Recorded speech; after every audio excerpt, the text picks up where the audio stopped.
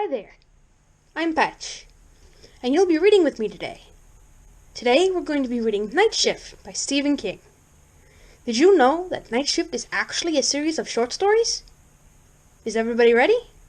Great! Now, let's settle down, grab some cocoa, and let's begin. After a moment, Bert said, "Did anything strike you funny about that radio sermon?" "No, I heard enough of that stuff as a kid to last me forever. Told you about it." "Didn't you think he sounded kind of young, that preacher?" She uttered a mirthless laugh. "A teenager, maybe. So what? That's what's so monstrous about the whole trip. They like to get hold of them when their minds are still rubber. They know how to put all the emotional checks and balances in.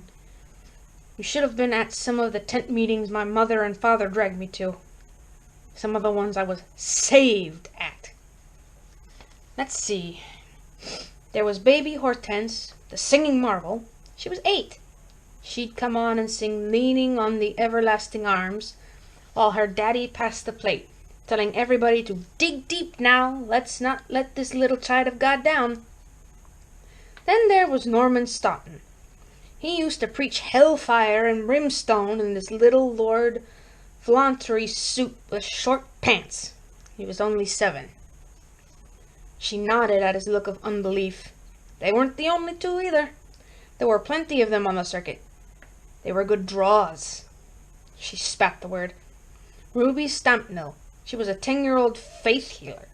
The Grey Sisters. They used to come out with little tinfoil halos over the head and... Oh! What is it? He jerked around to look at her and what she was holding in her hands. Vicky was staring at it raptly. Her slowly seining hands had snagged on the bottom of the suitcase and brought it up as she talked. Bert pulled over to take a better look. She gave it to him wordlessly. It was a crucifix that had been made from twists of corn husk, once green, now dry. Attached to this by woven corn silk was a dwarf corn cob. Most of the kernels had been carefully removed, probably dug out at one time with a pocket knife. Those kernels were remaining for the crude cruciform figure in yellowish bas-relief. Corn kernel eyes, each slit long ways to snuggest pupils. Outstretched kernel arms, the legs together, terminating in a rough indication of bare feet. Above, 4 letters, also raised from the bone-white cob. I-N-R-I. "That's a fantastic piece of workmanship," he said. "It's hideous," she said in a flat, strained voice. "Throw it out." "Vicky, the police might want to see it. Why?" "Oh, I don't know why. Maybe." "Throw it out. Will you please do that for me? I don't want it in the car." "I'll put it in back. And as soon as we see the cops, we'll get rid of it one way or the other. I promise. Okay?" "Oh, do whatever you want with it," she shouted at him. "You will anyway." Troubled, he threw the thing in back where it landed on a pile of clothes, its corn kernel eyes staring raptly at the T-bird's dome light. He pulled out again. Gravel splurting from beneath the tires. "We'll give the body and everything that was in the suitcase to the cops," he promised. "Then we'll be shut of it." Vicky didn't answer. She was looking at her hands. A mile further on, the endless cornfields drew away from the road, showing farmhouses and outbuildings. In one yard they saw dirty chickens pecking listlessly at the soil. There were faded cola and chewing tobacco ads on the roofs of barns. They passed a tall billboard that says, "Only Jeeves Saves." They passed a cafe with a Conoco gas island. But Bert decided to go on into the center of town, if there was one. If not, they could come back to the cafe. It only occurred to him after they had passed it in the parking lot had been empty except for a dirty old pickup that looked like it was sitting on 2 flat tires. Vicky suddenly began to laugh. A high, giggling sound that struck Bert as being dangerously close to hysteria. "What's so funny?" "The signs," she said, gasping and hiccuping. "Haven't you been reading them? When they called this the Bible Belt, they sure weren't kidding. Oh, Lordy, there's another bunch." Another burst of hysterical laughter escaped her, and she clapped both hands over her mouth. Each sign had only one word. They were leaning on whitewashed sticks that had been implanted in the sandy shoulder. Long ago by the looks. The whitewash was flaked and faded, but they were coming up at 80-foot intervals, and Bert read, "A cloud by day, a pillar of fire by night." "I only forgot one thing," Vicky said, still giggling helplessly. "What?" Bert asked, frowning. "Burma shave." She held a knuckled fist against her open mouth to keep in the laughter, but her semi-hysterical giggles flowed around like effervescent ginger ale bubbles. "Vicky, are you all right?" "I will be. Just as soon as we're 1,000 miles away from here in sunny Sinful California with the Rockies between us and Nebraska." Another group of signs came by, and they read them silently. "Take this and eat, saith the Lord God." Why, Bert thought, should I immediately associate that indefinite pronoun with corn? Isn't that what they say when they give you communion? It had been so long since he had been to church that he really couldn't remember. He wouldn't be surprised if they used cornbread for holy wafer around these parts. He opened his mouth to tell Vicky that, and then thought better of it.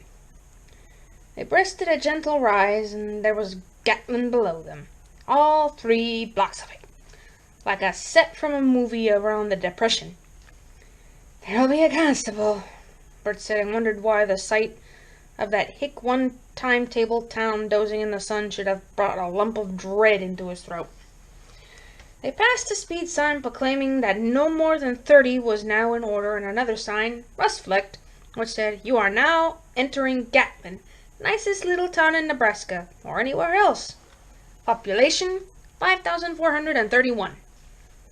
Dusty elms stood on both sides of the road, most of them deceased.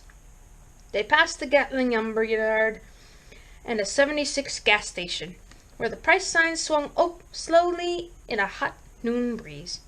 Reg, 35.9, high test, 38.9. And another which said, "High truckers diesel fuel around back." They crossed Elm Street, then Birch Street, and came up on the town square. The houses lining the streets were plain wood with screened porches, angular and functional. The lawns were yellow and dispirited. Up ahead, a mongrel dog walked slowly out into the middle of Maple Street, stood looking at them for a moment, then lay down in the road with its nose on its paws. "Stop," Vicky said. "Stop right here." Bert pulled obediently to the curb. "Turn around. Let's take the body to Grand Island. That's not too far, is it? Let's do that." "Vicky, what's wrong?" "What do you mean, what's wrong?" she asked, her voice rising thinly. "This town is empty, Bert. There's nobody here but us. Can't you feel that?" He had felt something, and still felt it, but "It just seems that way," he said. "But it sure is a one-hydrant town. Probably all up in the square, having a bake sale or a bingo game." "There's no one here," she said the words with a queer, strained emphasis. "Didn't you see that 76 station back there?" "Sure, by the lumber yard. So what?" His mind was elsewhere, listening to the dull buzz of a cicada burrowing into one of the nearby elms. He could smell corn, dusty roses, and fertilizer, of course. For the first time they were off the turnpike and in a town in a state he had never been in before, although he had flown over it from time to time in United Airlines 747s. And somehow it felt all wrong, but all right. Somewhere up ahead there would be a drugstore with a soda fountain, a movie house named the Bijou, and a school named after JFK. "Bert, the prices said 35.9 for regular and 38.9 for high octane. Now how long has it been since anyone in this country has paid those prices?" "At least 4 years," he admitted. "But Vicky, we're right in town, Bert, and there's not a car. Not one car.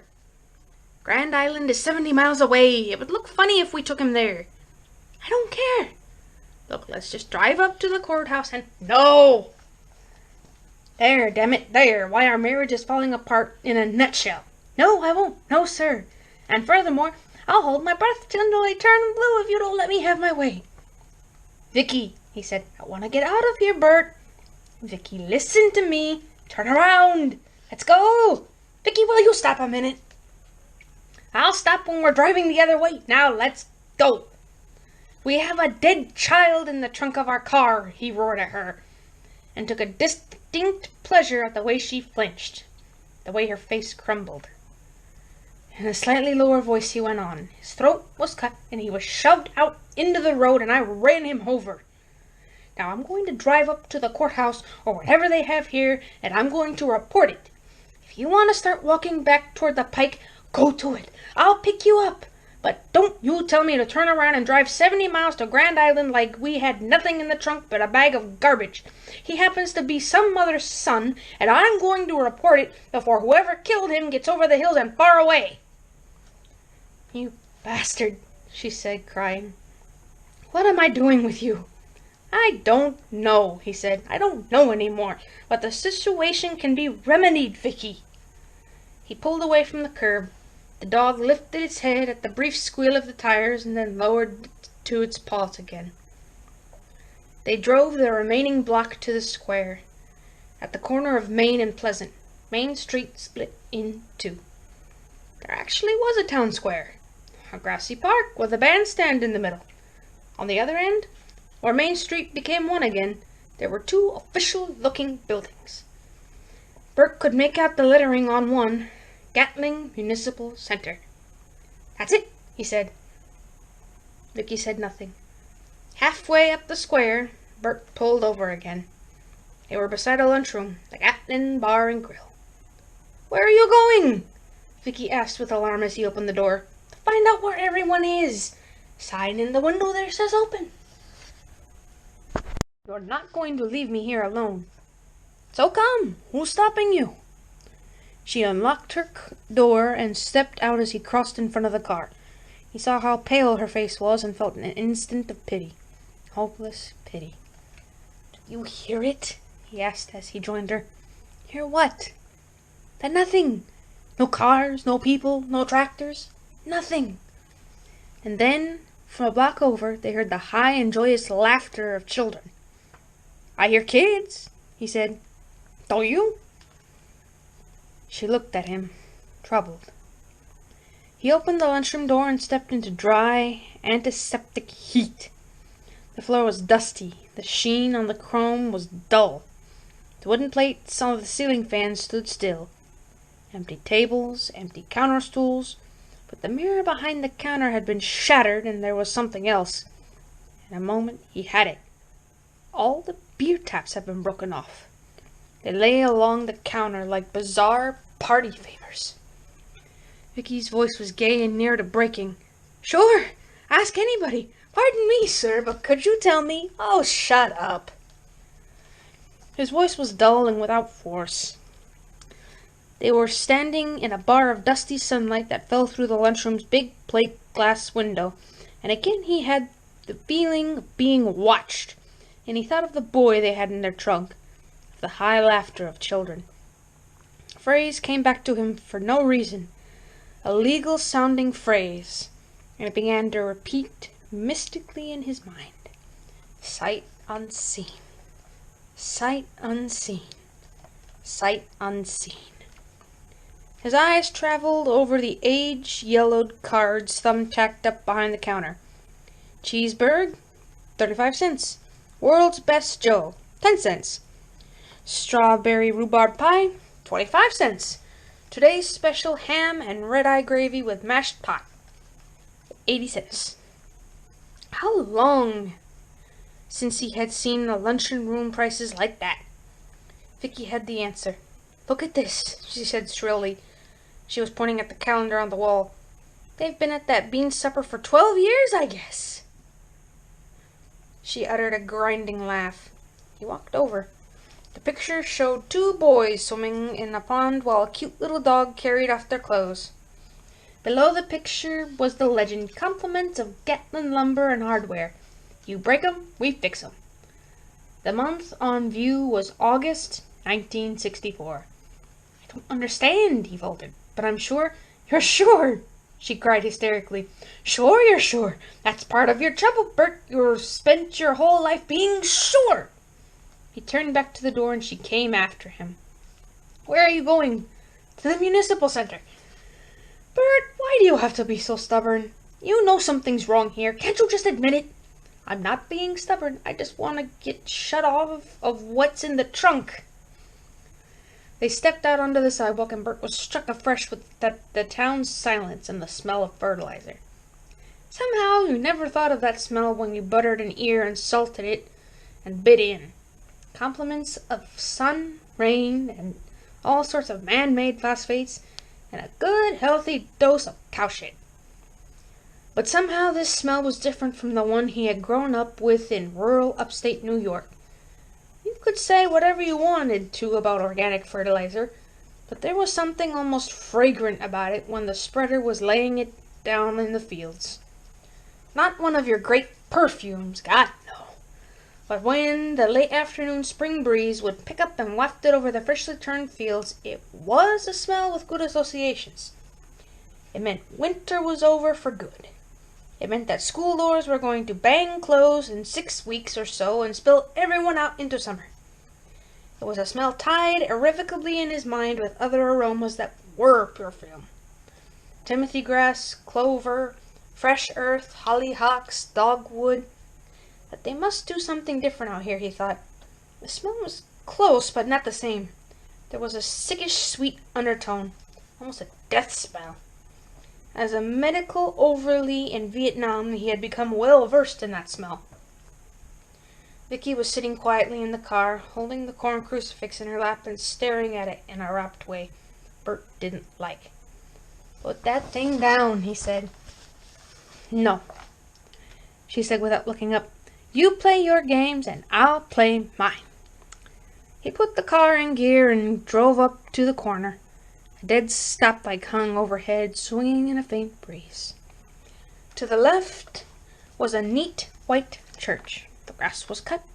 Neatly kept flowers grew beside the flagged path up to the door. Bert pulled over. "What are you doing?" "I'm going to go in and take a look," Bert said. "It's the only place in town that looks as if there isn't 10 years of dust on it. And look at the sermon board." She looked. Neatly white-pegged letters under glass read, "The power and grace of he who walks behind the rose." The date was July 24th, 1976. The Sunday before.